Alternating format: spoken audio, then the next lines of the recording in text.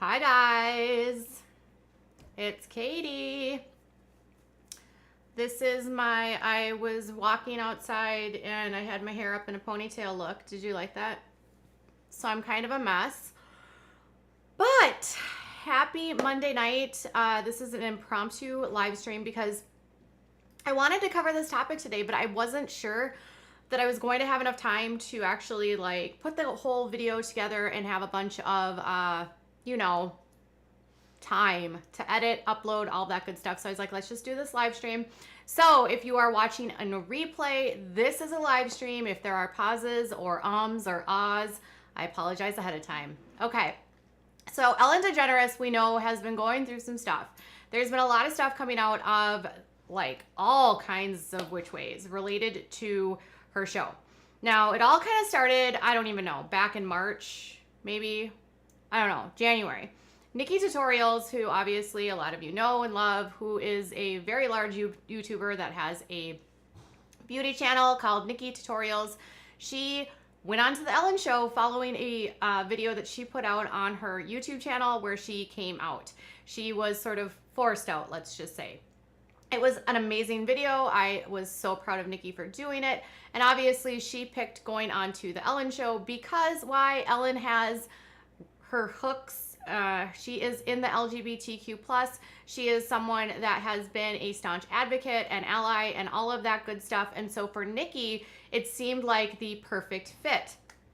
Obviously, that did not go the way that she had planned. She has said multiple times that when she arrived there, she was met by an intern who looked anything than overworked, underpaid, and stressed out. She did not have a chance to actually sit down with Ellen and meet with Ellen before she went on air.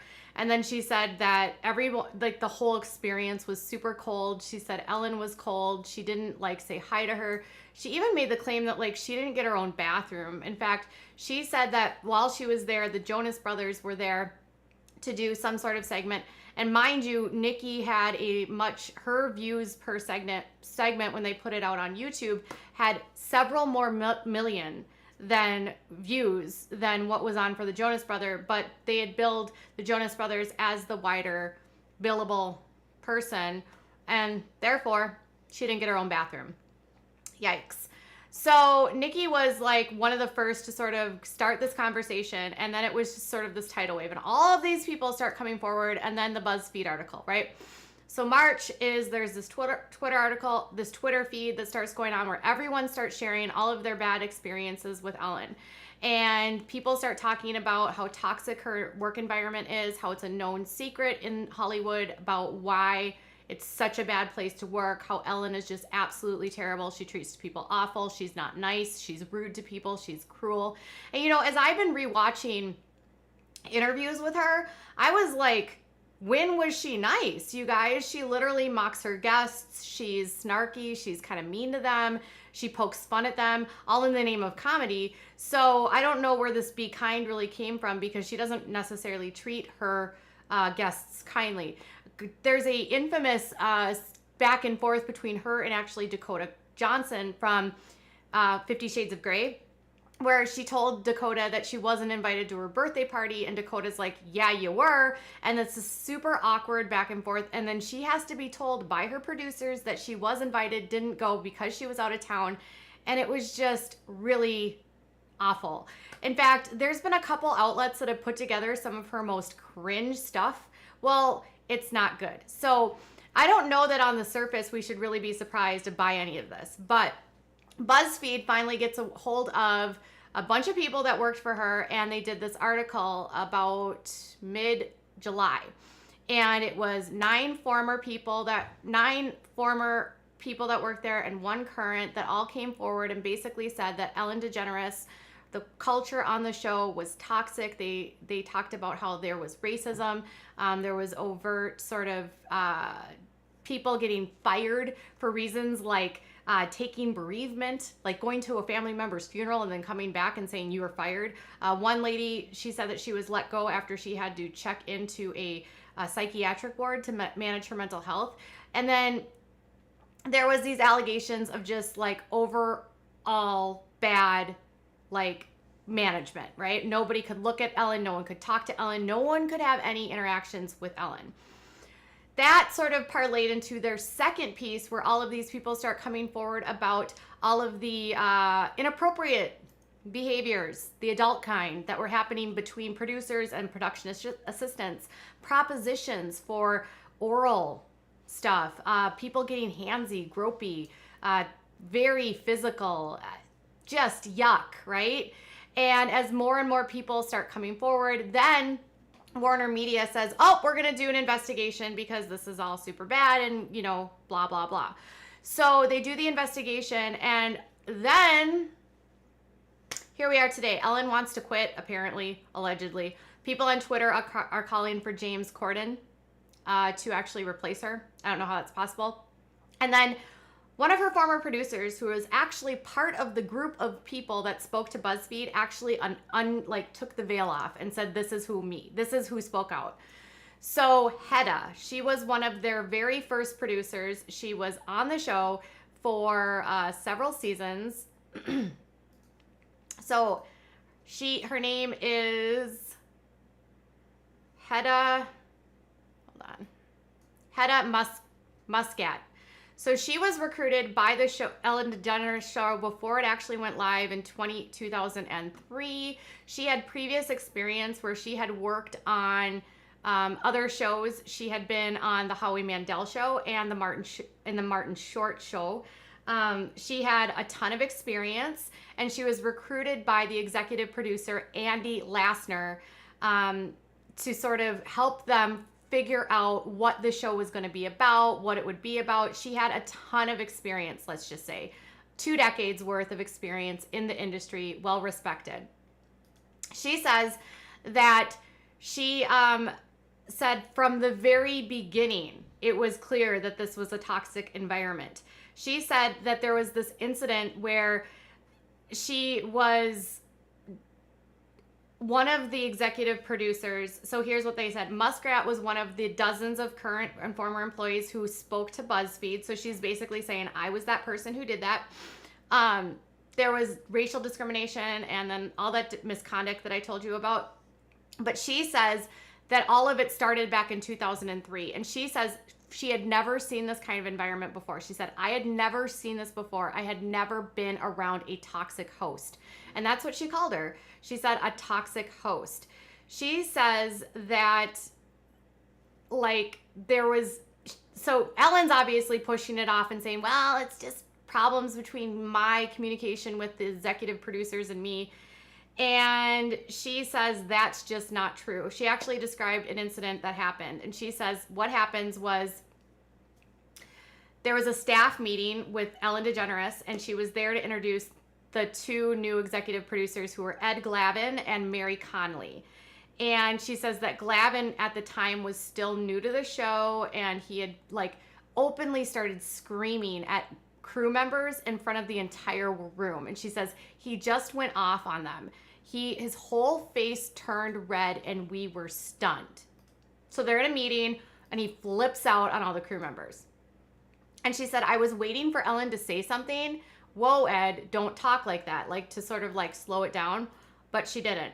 She says that instead, she said, do you know what she said? She laughed.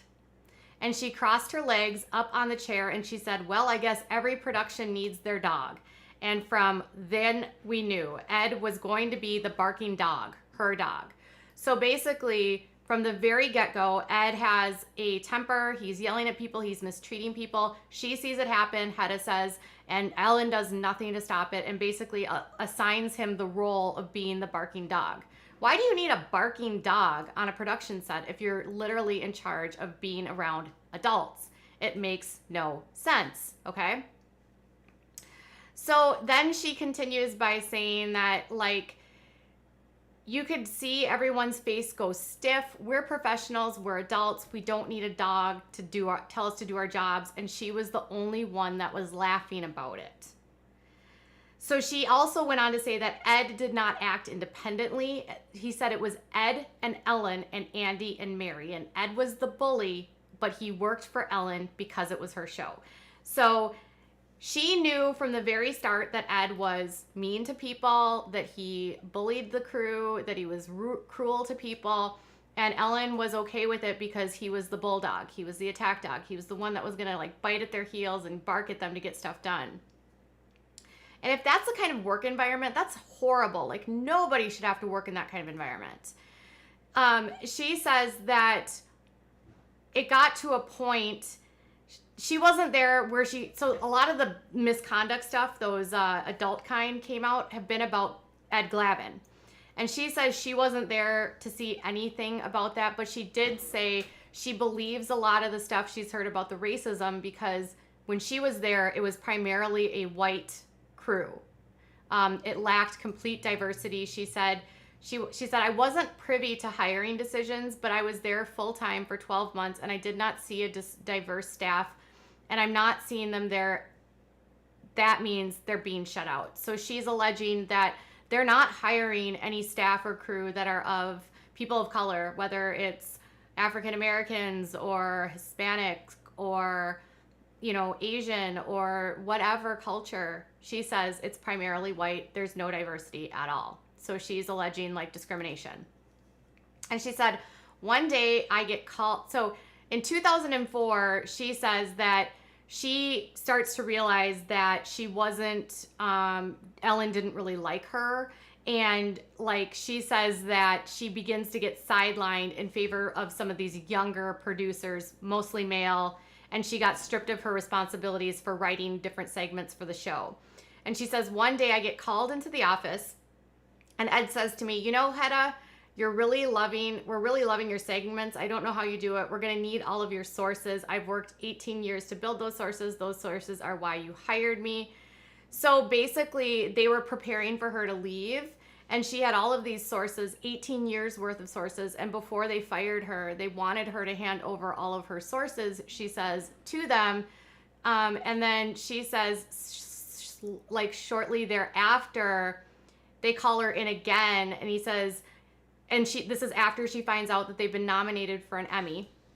And he says, congratulations on the nomination. We appreciate what you've done, but we no longer need your services. And we're going to take the show in a different direction. So he calls her in one day and tells her she's doing a great job. What are the name of these sources that you're using?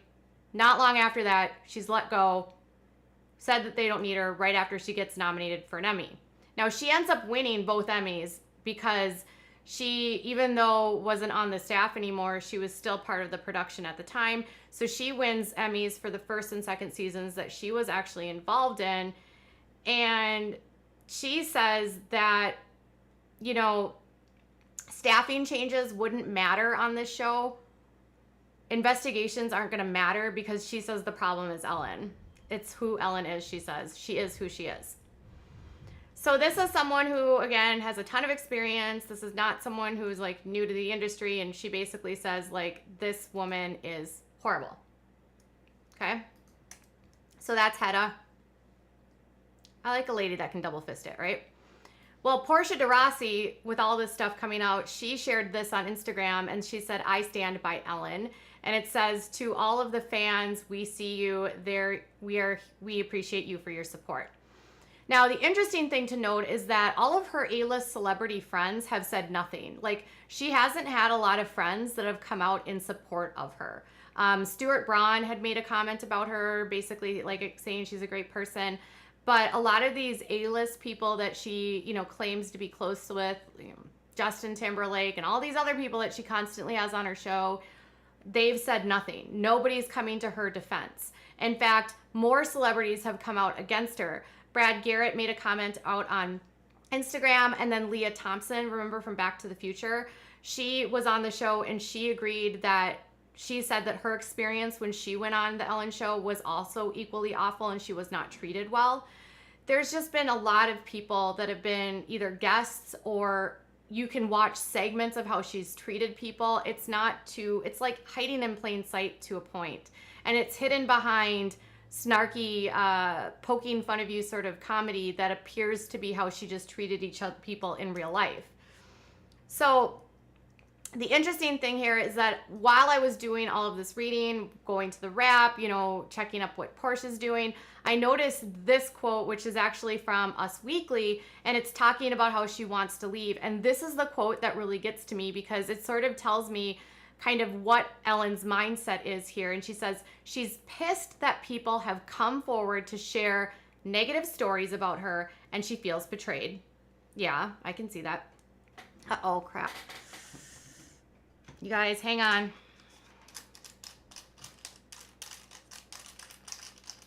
Hang on.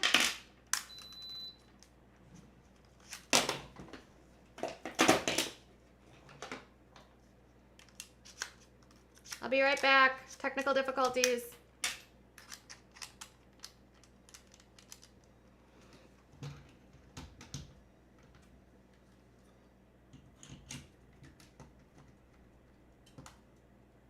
On the spot battery change. Yay. Okay, sorry about that. Okay, so she's mad that people have come forward and are doing all of these things against her. And she says she knows that she can be tough at times, but she believes she works hard, but believes she works hard and is extremely creative. And that it's a privilege for her and to be around her. It's a privilege to work for her and to be around her. A privilege. So at some point in time, Ellen got a bigger head and decided that anyone that's in her good graces is just a privilege. And with that privilege, it means she can treat you however she wants because it's a privilege. I feel like when people say that, when it's like, it's a privilege, I feel like that's an invitation to being like, I can treat you like crap. It's totally fine because it's a privilege. It's a power move. It's something you say. I mean, I can understand it being a privilege to work on a show, but no job should ever be considered a privilege. Ever. Ever. I mean, jobs are jobs. They are awarded to people that have skills and qualifications. It should be a privilege for an employer to employ someone who has the criteria that they need. It shouldn't be this like unequal dynamic, power dynamic. And if this is how she feels, it shouldn't be surprising that people are coming out and saying these things about her. So then I started thinking about like, when did this privilege actually start? Well, thank you to one of my subscribers. I actually cropped your name out, but I remember his name was Peter. I just didn't want to have his full name out there, but his name's Peter. He's actually a comedian here in the Twin Cities. Yay, Minnesota. I realized quickly that I have a lot of Minnesota fans or subscribers here.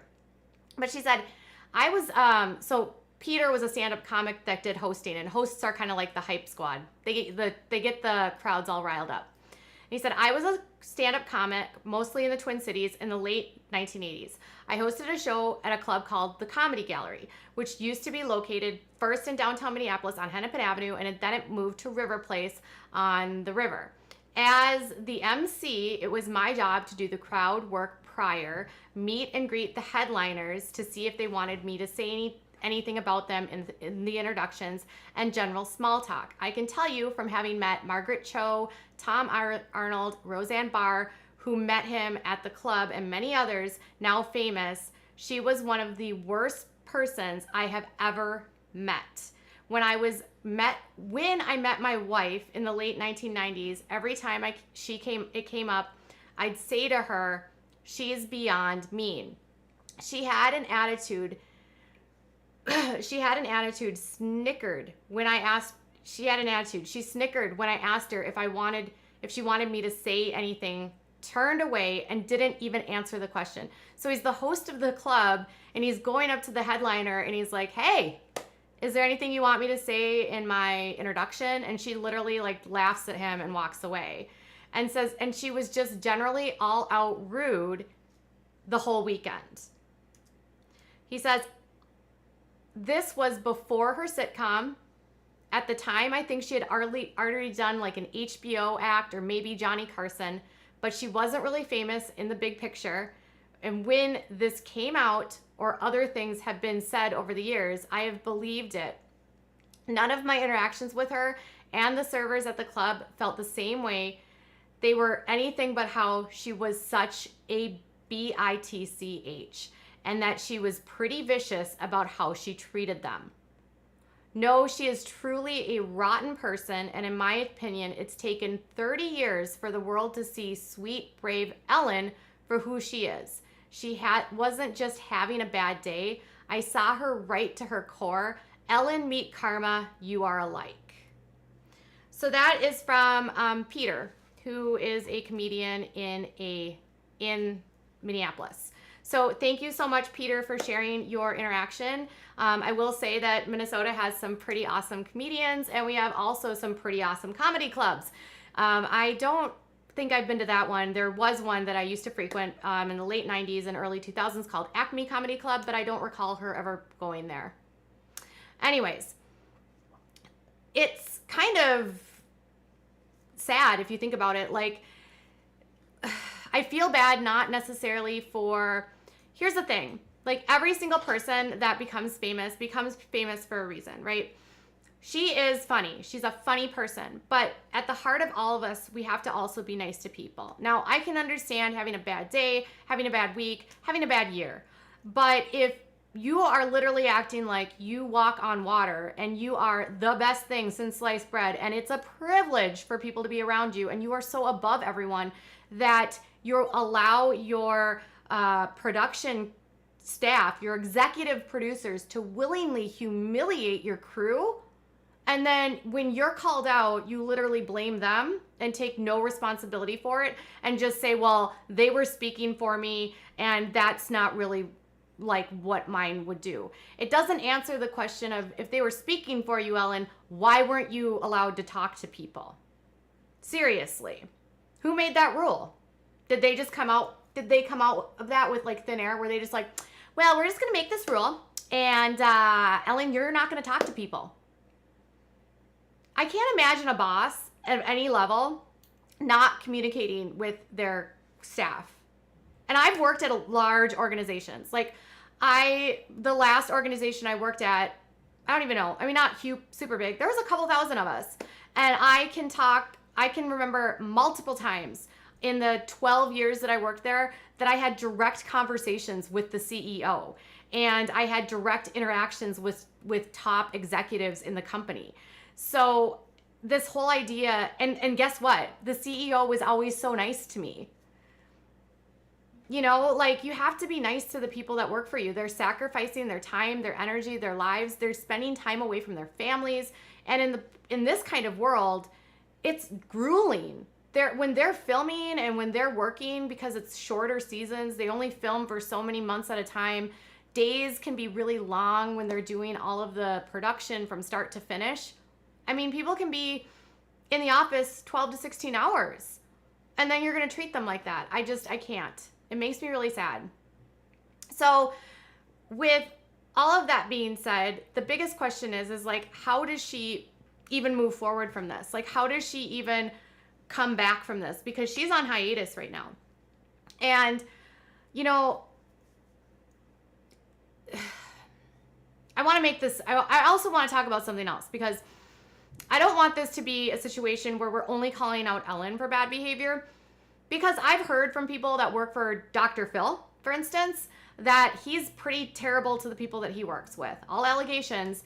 But if we're going to call out one host who is in the daytime talk show circuit for being a terrible person and being a terrible host or a terrible human, why don't we start looking at all of these people that are in this industry and stop just going to the one woman that's in the group? Let's talk about the men too.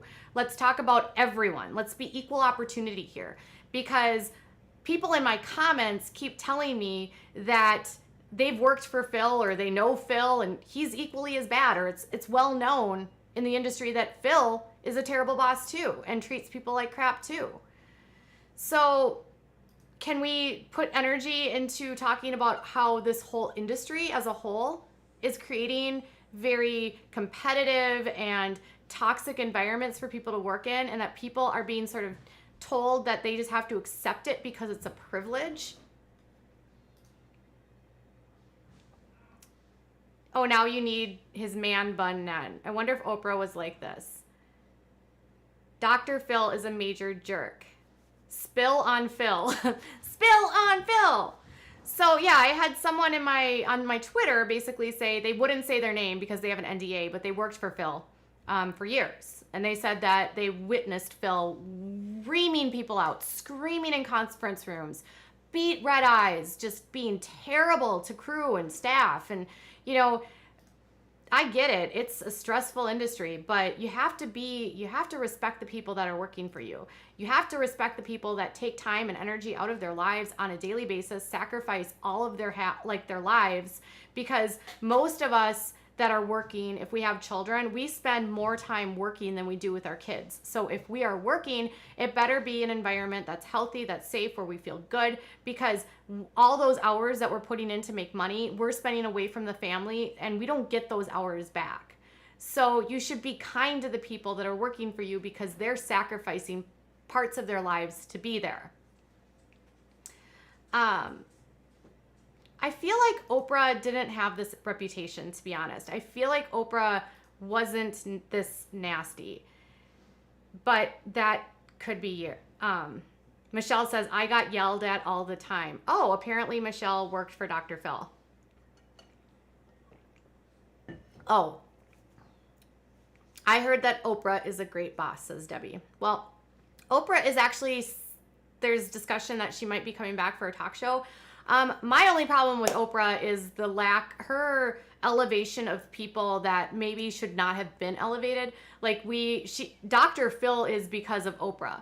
And let's just talk about the elephant in the room. And I'm just going to be done with this because I know some people are just going to be like, Katie, we don't need to talk about Dr. Phil. But Dr. Phil isn't even licensed anymore to be a therapist. He's not.